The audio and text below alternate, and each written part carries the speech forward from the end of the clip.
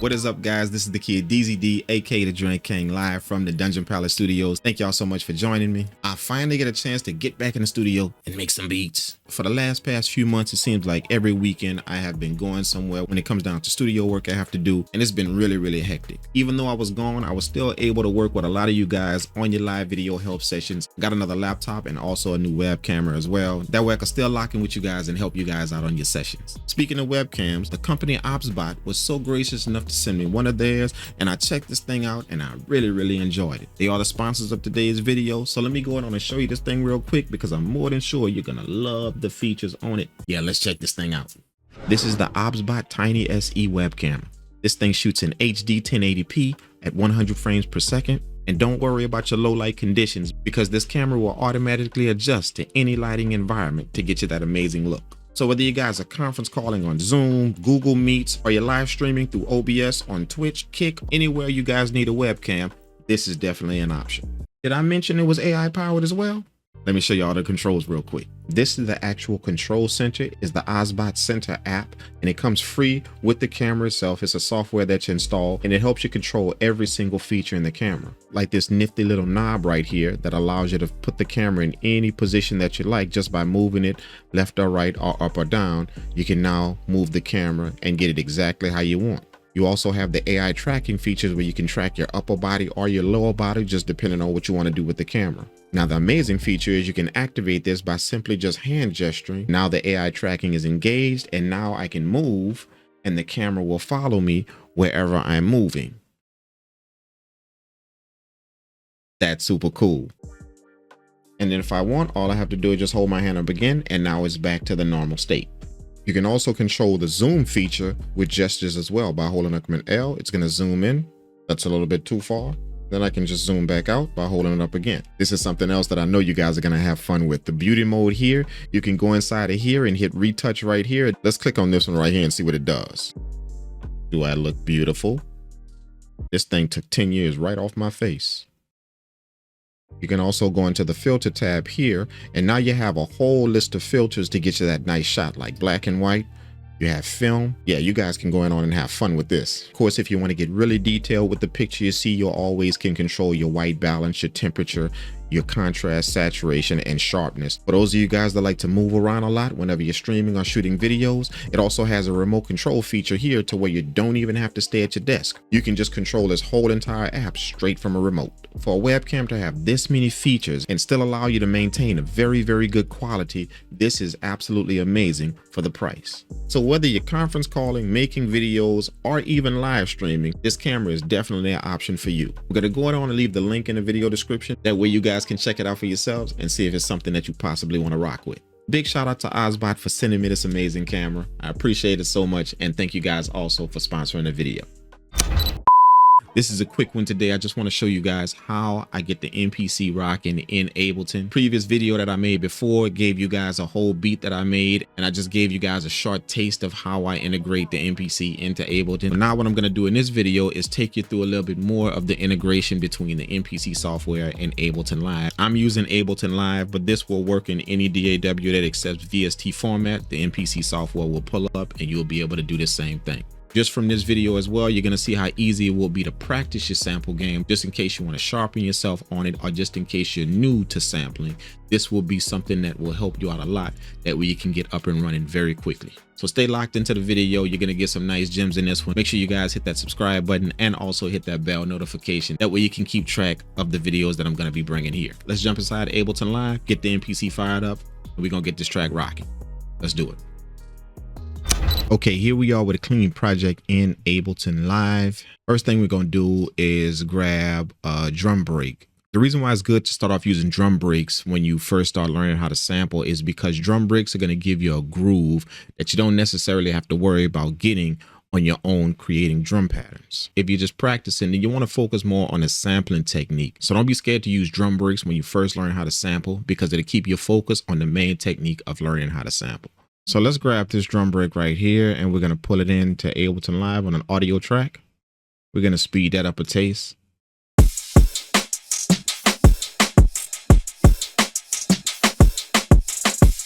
Let's loop that, and then we're going to take the volume down on both of them just a bit.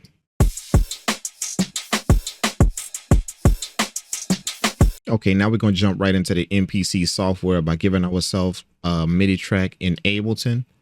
And we're going to go to our plugins and search MPC. There it is, MPC software. We're going to pull that up on a track in Ableton. There you go. For those of you guys that didn't know, this is how I get the MPC software to work inside of Ableton. I like to use it as a VST versus using it on its own and then just getting the files into Ableton. It syncs everything to the track automatically. You don't have to worry about the BPM. If you notice here, it's locked into our 177 tempo.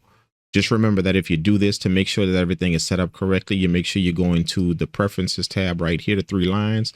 You go to edit and you go down to preferences right here. And then you click on hardware.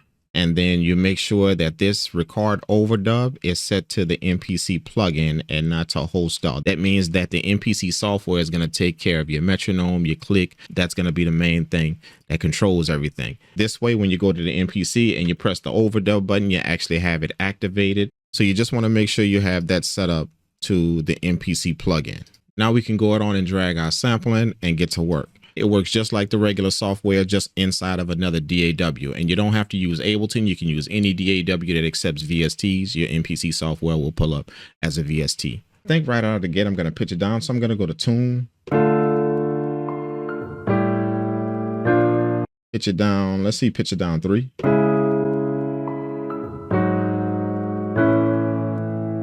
Oh, that works right there. So I'm going to process it. I'm going to stretch out the sample a little bit. What I mean by stretch it out is I'm going to time stretch it. I'm going to put 32 beats in. That way it gives me my tempo. And then the new tempo, I'm going to slow it down to like, it's already 145. I'm going to slow it down to about, let's say 120. This is going to allow me to have some very, very long chops that I can chop up. Let's do it.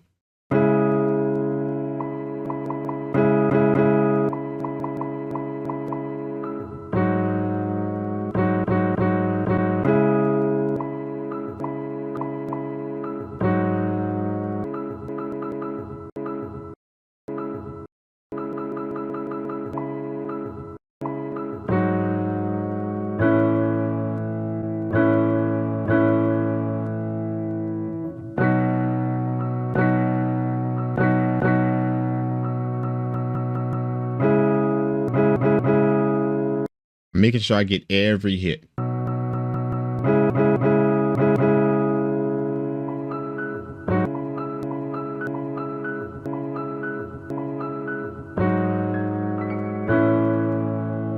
There are my chops. All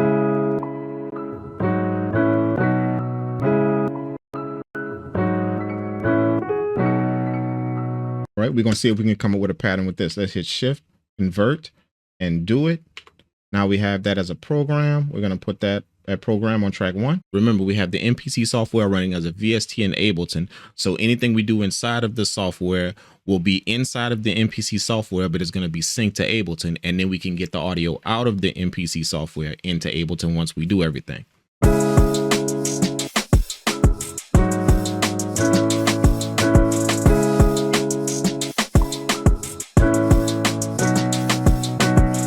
Now what I'm going to do is I'm going to hit record in Ableton. I have the record button that's mapped to my MIDI keyboard. That way I can press it right here.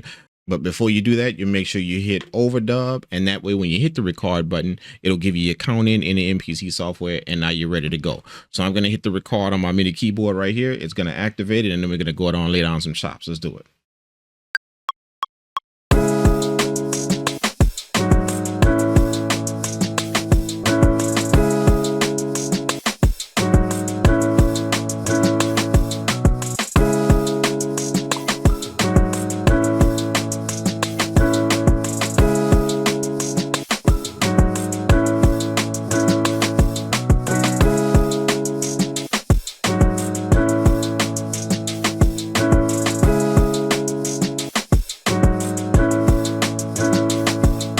Now we have all of the processing power of the MPC. So I can go ahead on and hit program edit. I can go into the all tab right here to where I affect all of the pads. And we're going to just take down the attack and decay some. That way we can go ahead on and get rid of the clicks and pops at the beginning and the ending of the sample chop. So let's bring this up just a little bit. And then we're going to bring the decay up some. Let's go ahead on and lower the volume just a taste.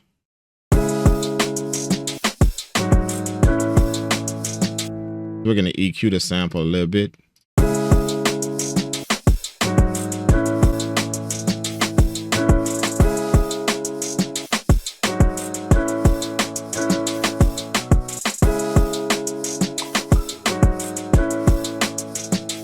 What I like about this sample is it already has a bass line to it, so that makes it nice and good. Let's drop just a little reverb on the sample. This is going to make sure we have a little space behind it. It's also going to connect the chops a little bit better.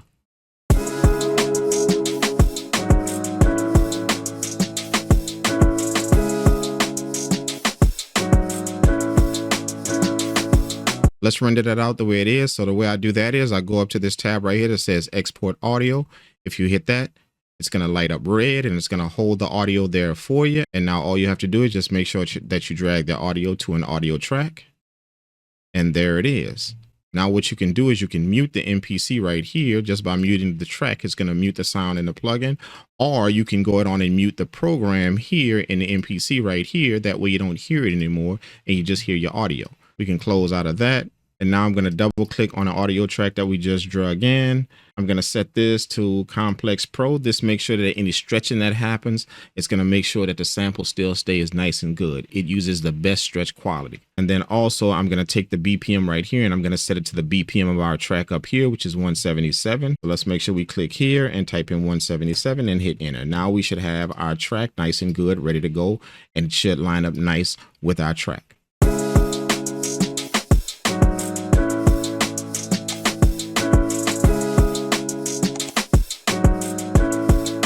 And what I can do is I can now process it a little bit more on the track itself now in Ableton. So what I'm going to do is I'm going to duplicate the track like this, and then I'm going to label one low sample, and then I'm going to label the other one high sample. Okay, I'm going to click on the low one and I'm going to put an EQ on that one. Okay, and then I'm going to click on the high sample. And I'm going to put an EQ on that one. Okay, so now I have two EQs up. The low is on the left right here, and the high is on the right here. So the first thing I'm going to do is solo the low sample, and I'm going to EQ the low sample over here to make sure that I only have the low tone. I'm separating the sample into high and low portions. That way when I arrange the beat, I can have both of those to deal with, and I'll show you how that goes. I just want the low end right here.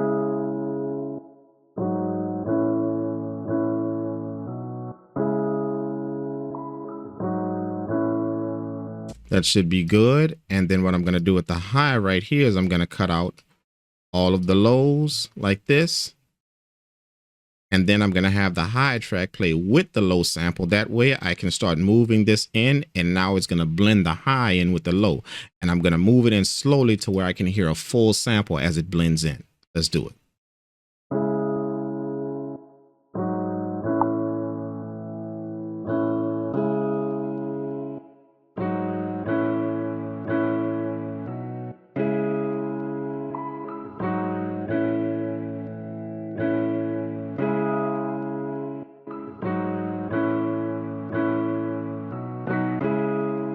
Nice. So when we play the low sample, we'll have this. And then when we bring in the high sample, we'll have this.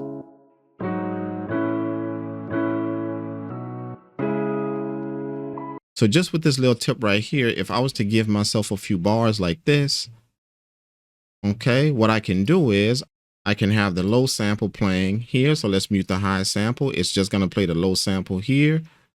And then I can have the high sample join it, and then it can go back to just the low sample. Okay. And then maybe I'll have the high sample join it again just for a bit right here. Just a small piece right here, and then have the high sample join it right here.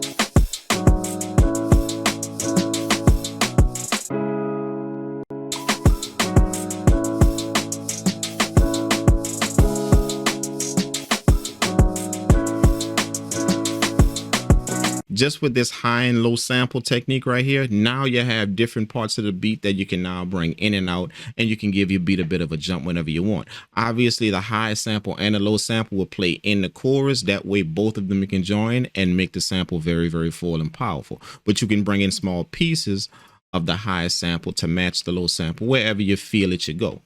Okay, we're going to go back to our MPC track now, and we're going to make sure we take the mute off of there, and we're going to open it up.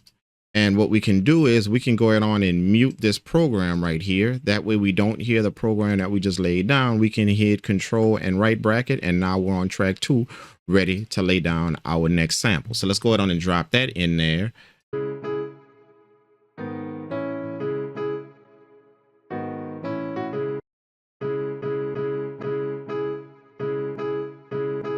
Let's get every hit.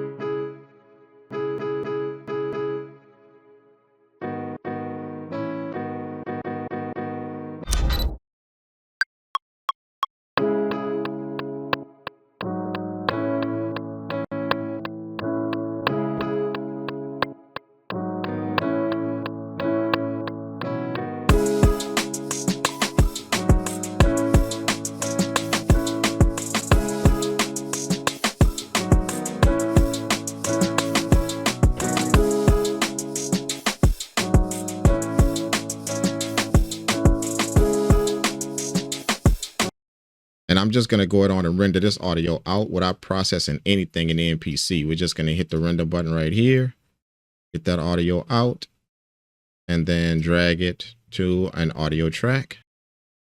Boom, we have it. And then we're going to set the tempo to our 177 like we did, 177.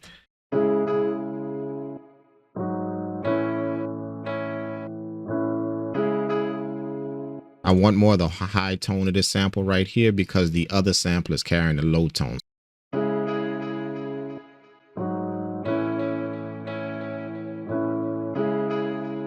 Oh, I like that.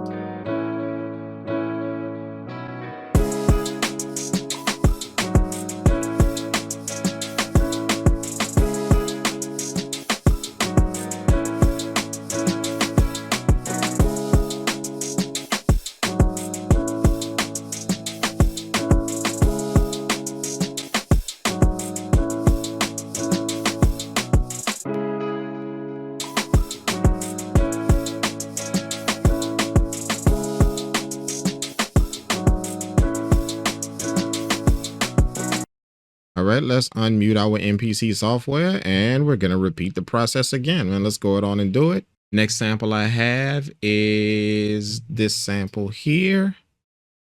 If you look at it, the sample is kind of low. So we can go ahead on and give it some volume by going to process, and then I can go to gain change right here and then just give it some volume. Let's take it up 10 dB.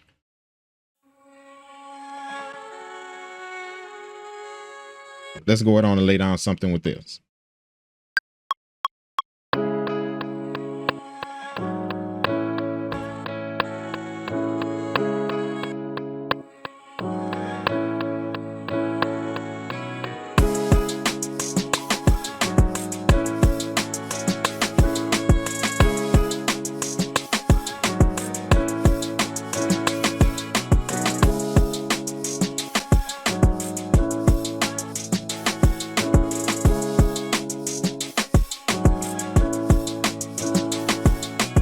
Let's get this audio out of here.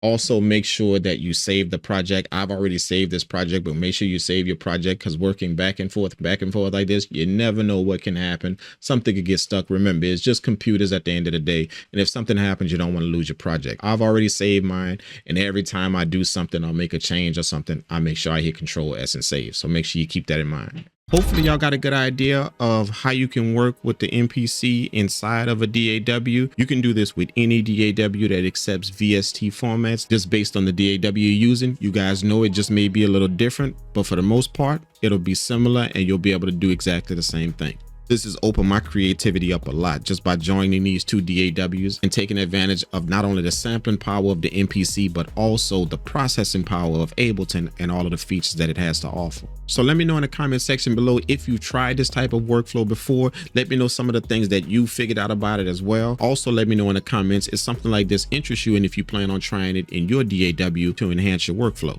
Let's go ahead on and play the beat so you guys can see the quick arrangement that I made. And yeah, let me know in the comment section what you think of the workflow and also what you think of the beat. Let's check it out.